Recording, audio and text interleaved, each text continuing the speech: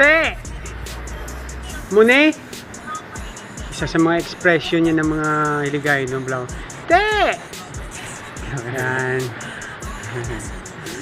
Ngayon, break time namin, tanghalian, kaya nagpapahinga kami ngayon. Ito, pakuha-kuha ng video. Te! Saan mo niya ginapiko, ginapala ang kwarta mo? Yan. Isa mga ekspresyon ng mga Ilonggo na. Subong nandito kami. Yan. Wala lang. Kadlaw-kadlaw lang. Ito na, malabo na mata.